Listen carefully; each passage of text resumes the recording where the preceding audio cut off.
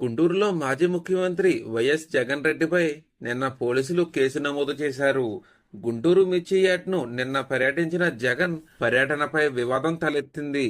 ఎన్నికల కోడ్ అమల్లో ఉన్నప్పటికీ జగన్ పర్యటన నిర్వహించారనే కారణంతో కేసులు నమోదు చేశారు. జగన్తో పాటు కొడాలి నాని, అంబటి రాంబాబు, లెల్ల అప్పిరెడ్డి, నందిగం సురేష్, పిన్నెల్లి రామకృష్ణారెడ్డిపై కూడా కేసులు నమోదు అయ్యాయి. ఎన్నికల నియమాలను ఉల్లంఘించారనే ఆరోపణలతో పోలీసులు ఈ కేసు నమోదు చేశారు.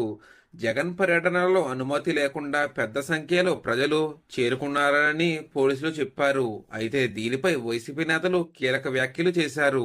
భద్రత లోపం వల్ల తొక్కిసలాట జరగవచ్చని, ఉన్న అవకాశం గుర్తించినప్పటికీ పోలీసులు స్పందించలేదని విమర్శలు వెలువెత్తాయి. జగన్ భద్రతను నిర్లక్ష్యం చేశారని వాదిస్తూ వైసీపీ నేతలు గవర్నర్ను కలవనున్నారు. నిన్న ఉదయం 11 గంటలకు గవర్నర్ను కలిసి భద్రతా వైఫల్యంపై వైసీపీ నేతలు ఫిర్యాదు చేశారు. జగన్ కు Z+ భద్రత ఉన్నప్పటికీ ప్రభుత్వం నిర్లక్ష్యం చూపిందని వైసీపీ నేతలు ఆరోపించారు. గవర్నర్ను కలిసిన బృందంలో బొత్స సత్యనారాయణ, వెల్లంపల్లి శ్రీనివాస్, మెరుగ నాగార్జున, అంబటి రాంబాబు ఉన్నారు.